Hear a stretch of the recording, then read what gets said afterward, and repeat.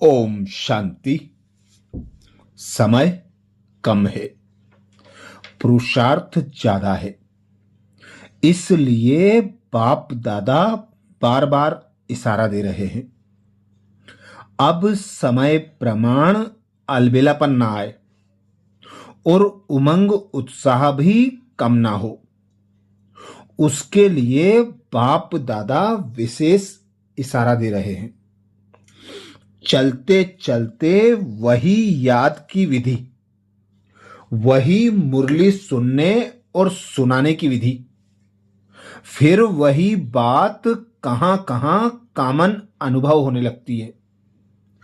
इसलिए फिर उमंग भी जैसे सदा रहता है वैसे ही रहता है, आगे नहीं बढ़ता।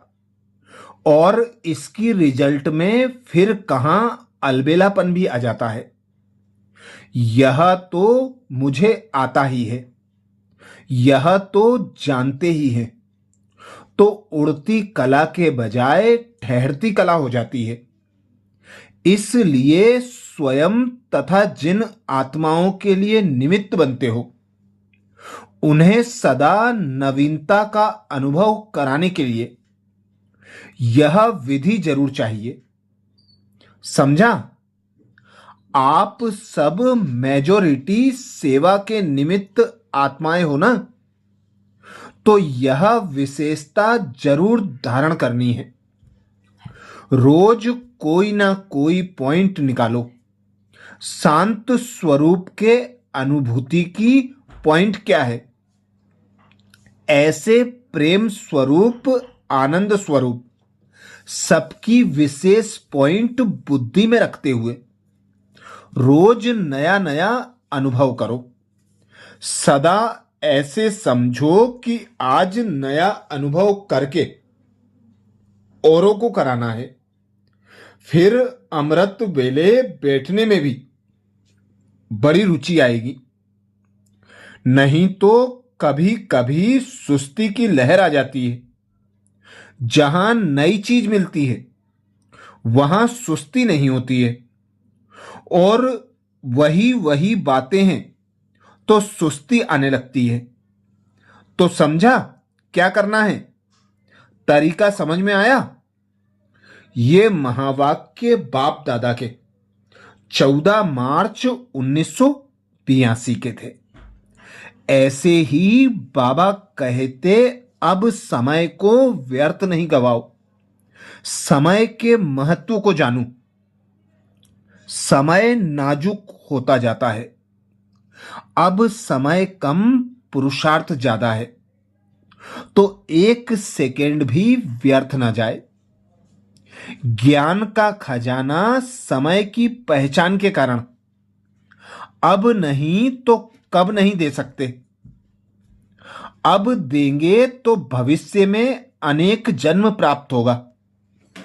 इस आधार पर समय के महत्व के कारण सदा विश्व सेवाधारी बनने से सेवा का प्रत्यक्ष फल, खुशी का खजाना अखुट बन जाता है।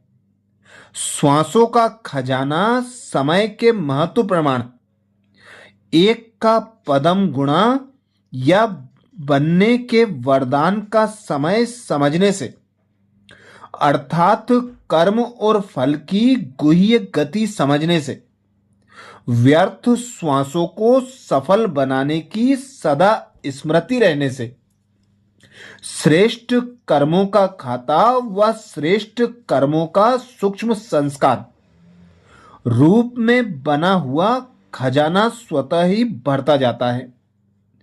तो सर्व खजानों के जमा का आधार समय के श्रेष्ठ खजानों को सफल करो, तो सदा सर्व सफलता मूर्त सहज बन जाएंगे। लेकिन करते क्या हो? अलबेला, अर्थात करने के समय करते हुए भी उस समय को जानते नहीं हो कि कर रहे हैं, पीछे पश्चाताप करते हो। इस कारण डबल ट्रिपल समय एक बात में गवा देते हो। एक करने का समय दूसरा महसूस करने का समय, तीसरा पश्चाताप करने का समय, चौथा फिर उसको चेक करने के बाद चेंज करने का समय। तो एक छोटी सी बात में इतना समय व्यर्थ कर देते हो और फिर बार बार पश्चाताप करते रहने के कारण कर्मों का फल संस्कार के रूप में पश्चाताप के संस्कार बन जाते हैं, जिनको साधारण भाषा में मेरी आदत या नेचर, प्रकृति व स्वभाव कहते हो। नेचुरल नेचर ब्राह्मणों की सदा सर्व प्राप्ति की है, अर्थात ब्राह्मणों के आदि अनादि संस्कार विजय के हैं, अर्थात संपन्न बनने के हैं। पश्चाताप के संस्कार ब्राह्मणों के नहीं है, यह क्षत्रियपन के संस्कार हैं, चंद्रवंशी के संस्कार हैं। सूर्यवंशी सदा सर्व प्राप्ति संपन्न स्वरूप है। चंद्रवंशी बार बार अपने आप में व बाप से इन शब्दों में पश्चाताप करते हैं। ऐसे सोचना नहीं चाहिए था, बोलना नहीं चाहिए था, करना नहीं चाहिए था, लेकिन हो गया। अब से नहीं करेंगे। कितने बार सोचते व कहते हो। यह भी रॉयल रूप का पश्चाताप ही है। समझा? कौन से संस्कार हैं? सूर्यवंशी के व चंद्रवंशी के। बहुत समय के संस्कार समय पर धोखा दे देते हैं, तो पहले स्वयं को स्वयं के धोखे से बचाओ, तो समय के धोखे से भी बच जाएंगे। माया के अनेक प्रकार के धोखे से भी बच जाएंगे। दुख के अंश मात्र के महसूसता से सदा बच जाएंगे। लेकिन सर्व का आधार समय को व्यर्थ नहीं गवाओ, हर सेकेंड का लाभ उठाओ। समय के वरदानों को स्वयं प्रति और सर्व के प्रति कार्य में लगाओ। ये महावाक्य 23 अप्रैल 1977 के हैं। आगे बाप दादा समय के लिए विशेष इशारा देते। बाबा कहते, मन की व्यर्थ संकल्पों की कंप्लेन कैसे पूरी होगी? याद की यात्रा तो मुख्य बात है, लेकिन इसके लिए भिन्न भिन्न युक्तियां हैं। वह कौन सी? जो बड़े आदमी होते हैं उन्हों के पास अपने हर समय की अपॉइंटमेंट की डायरी बनी होती है। एक एक घंटा उन्हों का फिक्स होता है। ऐसे आप भी बड़े ते बड़े हो ना, तो रोज अमृत वेले सारे दिन की अपनी अपॉइंटमेंट की डायरी बनाओ। अगर अपने मन को हर समय अपॉइंटमेंट में बिजी रखेंगे तो बीच में व्यर्थ संकल्प समय नहीं ले सकेंगे। अपॉइंटमेंट से फ्री रहते हो तब व्यर्थ संकल्प समय ले लेते हैं।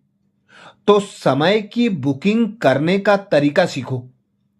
अपने आप की अपॉइंटमेंट खुद ही बनाओ कि आज सारे दिन में क्या क्या करना है, फिर समय सफल हो जाएगा।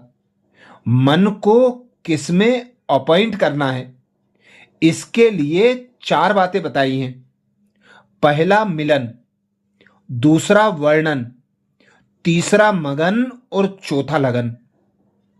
रोज की अपनी दिनचर्या फिक्स करने के लिए अपॉइंटमेंट सारे समय की फिक्स होगी, तो बीच में व्यर्थ संकल्पों को डिस्टर्ब करने का समय ही नहीं मिलेगा।